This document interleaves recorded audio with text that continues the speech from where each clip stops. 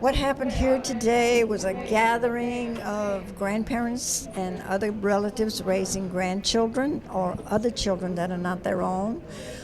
We had about 300 people here today, so we are thrilled that it's getting bigger every year. We have a wonderful conference going on. We have around 300 people here, and they're going to have lots of workshops. They have lots of exhibits of things that they can see and goodies that they can pick up that will help them to learn about more resources that are available to them. We're trying to teach them how to navigate the system. There's so many resources that they need and that they don't know about, and so we try to make that kind of information available to them. And also in the workshops, things that they can learn about, things like internet safety, child sexual abuse, gardening with the children, and raising some of their own food. They're designed to help the grandparents be better parents to the children that are in their care.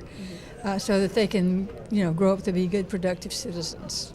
I've been asked to come and share whatever legal knowledge and experience that I've gained in the last 20 years and to answer any specific questions that they might have. What do I do if I want custody? If I only have this thing called a mandate, is that good enough? Do I need to go to the court? All these sort of things that keep them up at night and bother them. And so getting an answer gives so much peace of mind. If these kids were not being raised by their grandparents, where would they be? They would be in harm's way, they would be on the street, or where would they be? In the foster care system. And who pays for the foster care system? We all do, through our taxes. Now, the foster care system is, I know, I work in it, it's greatly overburdened. There are too many kids, not enough workers, the system is strained. The grandparents are relieving the state of having to take care of these kids. Into this role as grandparenting, most likely through bad situations. Either your children have gotten in trouble with us, you may have lost a child, they may be doing drugs, they may be living somewhere doing something you don't want them to do, and you have stepped up to the plate to take care of their children because you want to ensure that your grandchildren have a good life and a safe life and a productive life. And at the same time, you're dealing with your own aging issues. Even if you're a young grandparent, like I think I am, I still have aging issues. And at a time in retirement, when you thought you were going to be able to kind of kick back and coast and live the good life because you've worked really hard to get here, and now all of a sudden you have children to raise, and they are expensive. And whether they happen to be your grandchild or your neighbor's child or your cousin's child or a stranger, they are children that you have opened your home and your heart to because you want the very best for them. I know that the people that are in this room and the people that you represent across this state are people that care deeply about the welfare of our state's children. And I thank you so much and just honor you for the work you do for us. Wasn't she wonderful? This is good news. Maybe the time has come when we are going to be heard, right? So on behalf of the grandparents, I want to thank you for taking time to come and be with us. And in appreciation, we'd like to give you this. And we're going to be talking with you. Absolutely. Yes, ma'am. Thank you. I will frame this and it'll go on my office wall. Very good. You'll see it when you come visit. Grandparents Raising Grandchildren has been, its information center has been really busy over the last year with various activities for grandparents and grandchildren. So 2 activities we want to highlight for you. And first, the quarterly legal workshops that are now being held at the main library. Mr. Todd Godin is coordinating the workshops, and funding for them comes from the Huey and Angelina Wilson Foundation. So let's clap for the foundation that pays for these legal workshops every quarter. Also, I mentioned the dance. It's an annual event, the Grandparents' Dance, held at Kristen Wood Catering and Reception Area. Everyone who's ever attended has a wonderful time. If you have not been, try and make plans to go, because this year it's Friday, May 13th at Kristen Wood. Tickets are only $5. and it includes your dinner while you're there, okay? So you find a table in the lobby, look for the table that has the grandparents dance, and buy your ticket now. You don't want to miss the event. Our program is turned upside down so many times already today. I'm not sure what happens next. All right, I'm going to read you some statistics that I know are in here, and then we'll invite Dana and Dot, the organizers of this entire organization, to come talk, okay? Louisiana has the 3rd highest rate of children living in grandparent-related households. There are 1 in 6 Americans living in multi-generational households. 7.8 million children live in grand families where grandparents or other relatives are the householders. 2.7 million grandparents are responsible for the most basic needs of children living with them.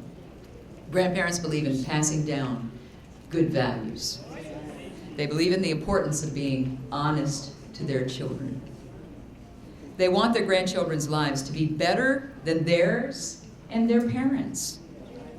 So let's invite for us now the co-founders of Grandparents Raising Grandchildren, Dana Spade and Dot Thibodeau. Good morning. Before we do our thing, we'd like to invite Dr. Hunter and Sharon Broom and Regina Ashford Barrow to say a few words.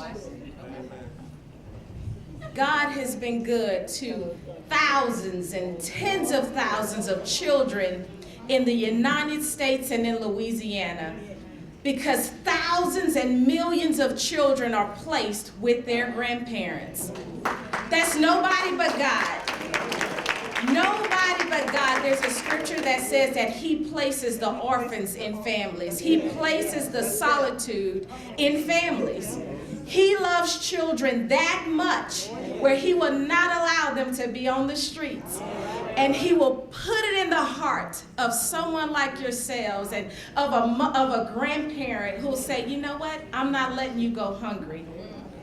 I may not have a whole lot.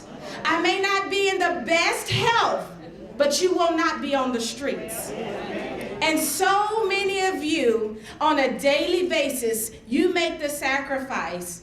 You say, you know what, I don't have a whole lot. But baby, if I gotta cook a big pot of red beans, you're gonna eat. That's the love of a grandmother and a grandfather. You know what? If we have to go to the thrift store, you're gonna be clothed. You're gonna go to school with clothes on your back. That's the love of a grandparent.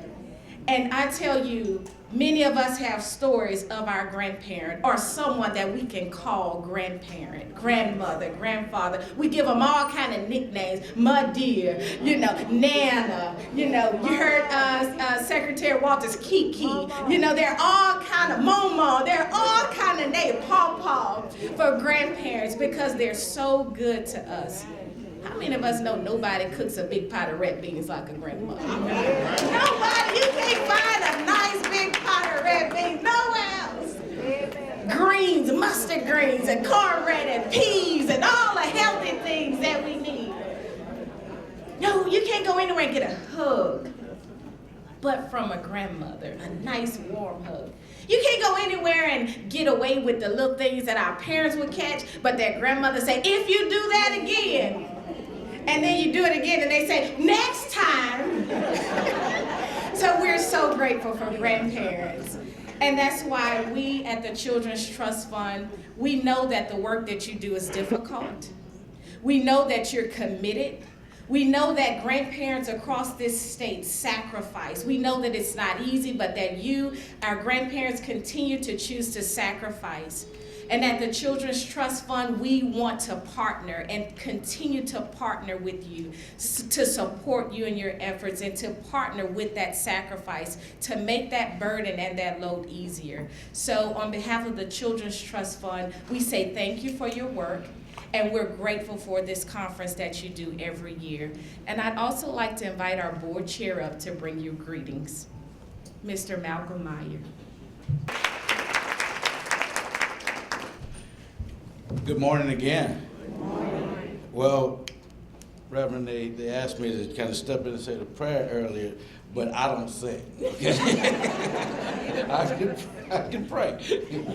I don't think these grandparents want me to do that. But guys, you know, as chair of the Louisiana Children's Trust Fund, I'm very humbled to be up here. It's 19 years that we have been supporters of the program, and we're very pleased of the work that you've done.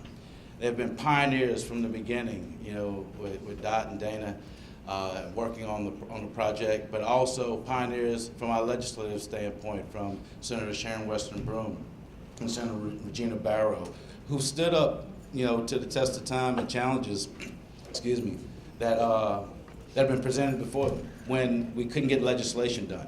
We couldn't get, you know, things moving forward on your behalf. And with the folks that have been the trailblazers through this process, have worked very hard and diligently to make sure that we're able to be successful, I think you need to give them a round of applause again.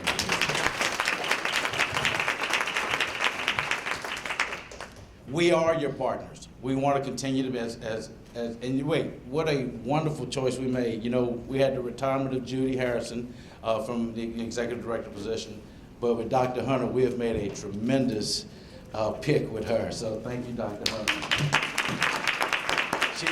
She's hit the ground running, as you can tell. It's been a perfect fit.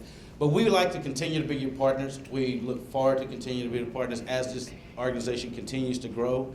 We are established now. We want to continue to have things that are established in the future. So if there are ideas like we've talked about already and the secretary's talked about, please let everyone know what the ideas are. Let them know what makes your life better. Let them know the things that are not working well, but the things that are working well, make sure that we build upon those things. And that's what we've definitely got to do. So continue. I know red beans, grandparents, there's nothing like them, because you can go to your grandparents' house and you can get away with murder.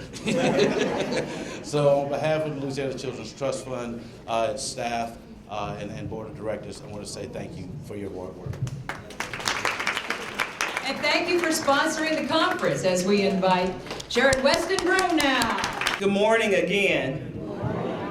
First of all, I want to thank Donna Britt for her continuous commitment to the grandparents, because, let's give her a round of applause, because she has been consistently coming and emceeing and helping, and I don't think she does it because she feels obligated. I think she does it because she loves each and every one of you and feels very committed to this cause. So let's show our appreciation for Donna.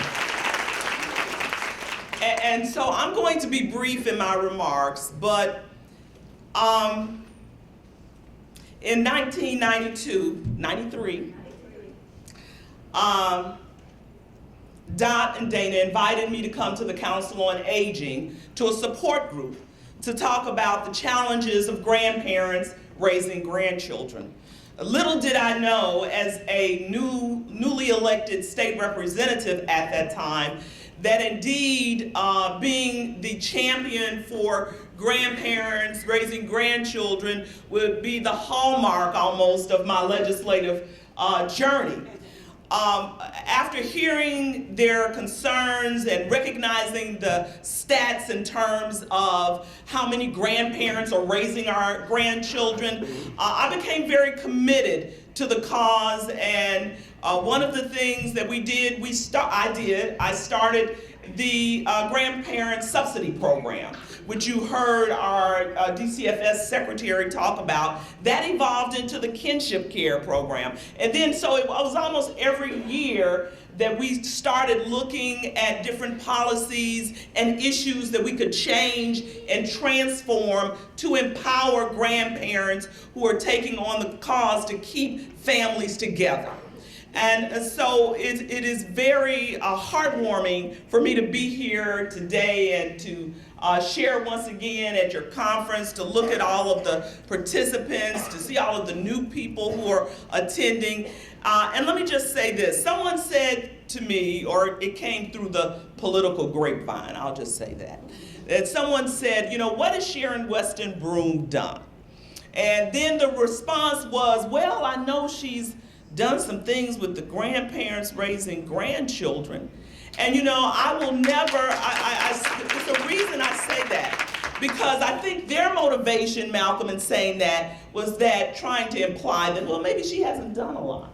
But you know what? I will always be an advocate for children and families. And for me, there's nothing more important than helping to strengthen our families, our children, and to help empower each and every one of you. I want to thank the Grandparents Raising Grandchildren's conference, all of the support team involved in this. It takes a lot of people to put on a conference, but more importantly, these women and other partners have labored over the years, many times challenged with financing, Dr. Gilmore, for this organization. But guess what? Their tenacity has remained strong. Their commitment has remained unwavering towards you as grandparents raising grandchildren. And let me just let you know this morning, what you are doing is not in vain. It is needed.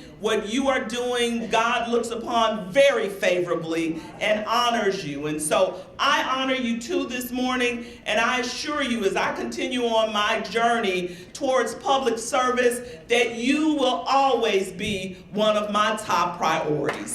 God bless you. I'm Regina Barrows, State Senator for District 15, and I'm going to ask my mentor, my friend, and I call her my big sister, if she would join me back at the podium, because she and I have talked about something we are going to offer to anyone who would like to go to the dance. So if you would like to go to the dance, I need you to raise your hand, and I need somebody to take down the names, because we are going to sponsor you. So, okay, Giselle, would you handle that for us? So y'all gonna need to keep your hands up and let us know towards the end. Now, I asked her to stand because when she started the program, I was her legislative assistant. And I remember the meeting. And I remember following the details of what I was asked to do. And I can tell you, nothing gives me greater joy than to see that seed that was planted 19 years ago grow, and now we have us a whole tree. What she didn't tell you, which is what I also know, is how she fought for the funding to make sure every time they tried to cut the program out, she made sure it was funded every year. And it has remained funded till this day. So now, as I have stepped into those big shoes, I have a tall task to complete. But I'm up to the task, and I know if I get a little weary, if I don't know exactly what to do, I know where to go to get the information. So thank you so much. And next year, we're going to be saying Mayor Broome. I want to thank all of you for the work that you do. I want to thank you for going over and above when you don't feel like it, when you're not feeling good, when you're not sure where all the money is going to come from for the tasks that you need to take care of. I want to say thank you for your consistency and never giving up. Because when I started with Senator Broome 19 years ago, I never thought I would be a grandparent raising a grandchild. And some of you guys have heard my testimony. And so I know exactly what you go through. Because mine's, every morning, that school issue is always a challenge. Now, I say I must change my confession, but I'm telling you guys, getting that every morning, getting up, trying to get there and get to school on time, I pray every day.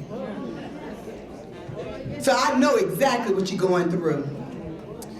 Ms. Dodd, Ms. Spade, I would like to ask the board if they would please stand. Would the board please stand? You guys have been so consistent over the years. It has not been easy either. I know it hasn't. Give them a hand of applause. But I appreciate the board for your long-term commitment to making sure that this program continues and that it continues to grow. What I would like to talk about just for a moment as I do my welcome, and I'm sorry, I'm gonna have to run out. I would like to talk about the new legislation that the secretary who just left asked me to bring. Can somebody say with me, a brighter day? A brighter day. Say it again, a brighter day. A brighter day. Well, Louisiana now has a brighter day. Yes. We have a governor that's committed to the welfare of the people that he serves, and I can attest to that. What the secretary didn't tell you also is that over the past 8 years, they nearly cut their budget in half and told them to continue to render the services that they have been providing. And I kept saying you can never do more with less. You only do less with less. It comes to a point where, and you guys know you can cut and cut and cut, but after a while, some other things have to go away. And that's what happened with the department. So I know that we are looking forward to a brighter day. I am the author of Senate Bill 313, which is a bill for the Council of Grandparents Raising Grandchildren. This is what this bill does. It changes the makeup of the board. It moves it under the Department of the Governor through the Children's Cabinet, and I saw Dr. James Gilmore here. Dr. Gilmore, and also one of his assistants, the young lady that's with the office. There you are, Miss Juanita Bates Washington, with Early Steps, under their auspices.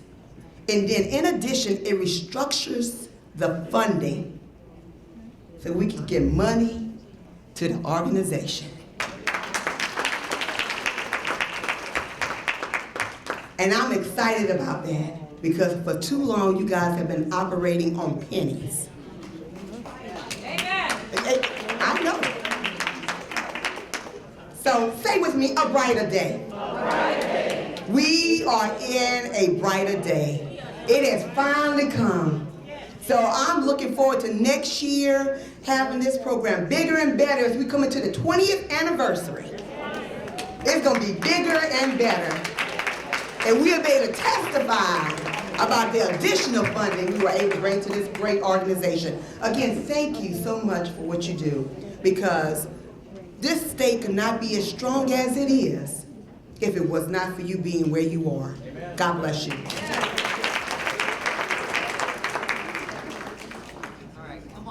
Okay, we're gonna make it brief. I know you guys wanna go over to the sessions, but just a couple of words. You have 30 minutes. We just want to say a little bit about the support groups. It always blows my mind every year when I get up here and I look at this room full of people and think that this all started with a support group. So support groups are very important to us. And we don't have enough of them around the state. We would like to have one everywhere, all over Louisiana, but we don't. How many of you who are here today belong to a support group somewhere in the state? Hold your hand up, let me see. Nope, not enough. We need a lot more support groups. So if any of you would be interested in helping us start a support group, we'd be glad to give you any kind of support that we can. We do have a grandparents information booth and a table out in the exhibit area. Stop by and talk with us, or pick up you can sign a piece of paper that tells us you're interested, and we will put that on our records and help you out in any way that we can to start a support group wherever you live. We do have 3 here in the Baton Rouge area. Dot leads, where she is, she's gone now. She leads one at the Family Road Agency in Baton Rouge. Jerry Baker Allen leads one at the Baker Library. And there's one at the Head Start Center. So we have those three in Baton Rouge, but we'd like to have them everywhere. She has a couple of things to say too. Okay. Good morning, everybody, and thank you so much for coming. I do want to thank everybody who kept us in their prayers during my grandson's heart surgery. He's home and doing well.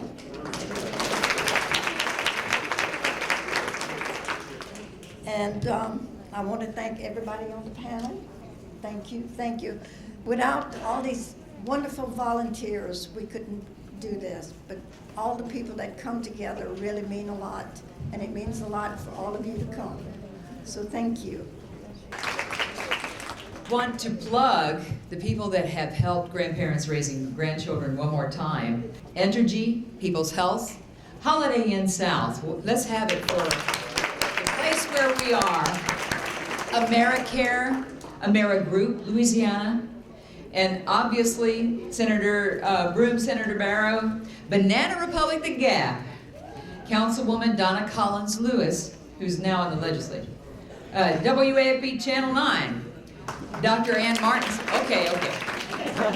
Dr. Ann Martin's Service Learning English class at LSU. There are students that care about the work that you're doing here.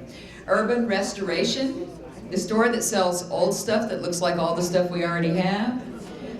Women's Council of Greater Baton Rouge, Images, Silkscreen and Embroidery, United Healthcare Community Plan. And let's give them all a round of applause, please. Yay! All right, very good. All right, we're going to ask Hope and Sherry. Please come up here really quickly. Well, I'm Sherry, so I'll go first because I'm here. I'm with the Louisiana Partnership for Children and Families, Sherry Garisco. It is, again, a pleasure to be here, and I have been posting on Facebook, so your pictures are everywhere, those of you who have been speaking. So, what I'm here specifically to say to you is that there are a lot of advocacy groups in this state that have your back. And the Louisiana Partnership for Children and Families, and I see Dr. Gilmore sitting there, you know that we are at that table. And so what I am asking you to do today is a very simple something that I know you teach your grandchildren, which is to say thank you. So Senator Barrow brought this fabulous bill she just talked to you about, Senate Bill 313. What I'm asking you to do when you get home is get a very simple note card. It can look like this, it can look like any kind of just a plain envelope. The bill passed the Senate 36-0.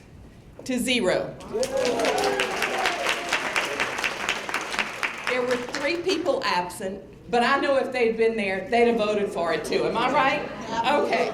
So the first step in you being a true advocate is to reach out and say, thank you. Put your name on it, put your address, because if I'm right, they look to see who is writing that letter. And it needs to be in your handwriting and your words, not something I say, but just simply to say, thank you. I am raising my grandchildren. I am trying to do the best thing every day, and I cannot tell you how much I appreciate you. So to that end, I will tell you that the Louisiana Partnership for Children and Families has done, again, a platform for children and families where we look broadly at issues, and including in here is the kinship care issue, because we know that is important to you. I wrote down everything the secretary said as a 1, 2, 3, 4, 5. She's a good friend. And so I, as an advocate, know what she has pledged here today and will continue to remind her of the things that she said. I know that her heart is in this. And so from the Louisiana Partnership, we are incredibly proud to support you and the work that you do. Thank you.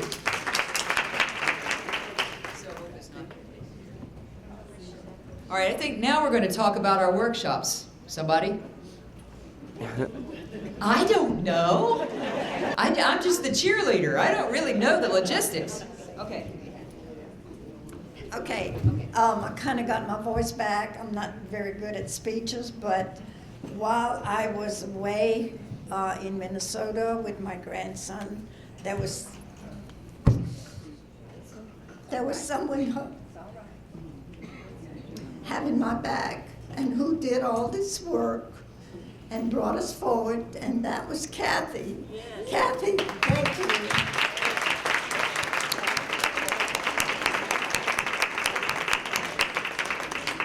If you see her, just say thank you, Kathy, because she did a fabulous job. Okay, and now we're going to explain the workshops, and you all can go and enjoy the presentation. I'm very glad to have been a partner with them over the years, sponsoring legislation to empower grandparents who are raising their grandchildren.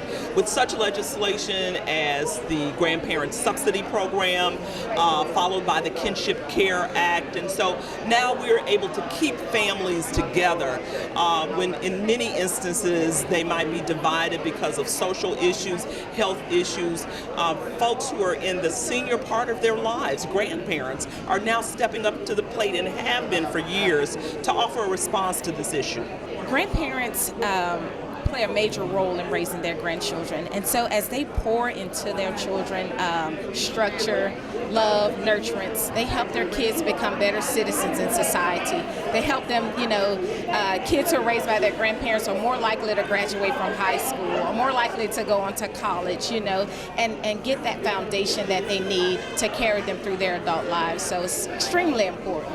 I am a grandparent raising a grandchild. Never thought that I would be, because I was here at the beginning of this program 19, 20 years ago when I still had young children, and never thought that I would be a grandparent raising a grandchild. And I know the struggles of grandparents, especially grandparents that may have children with special needs, such as my grandson.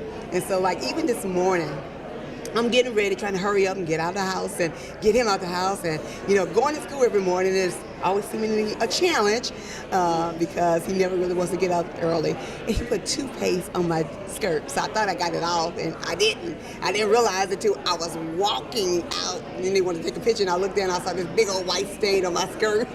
And I recognized that it was toothpaste. But it's those type of things that, the love that you give,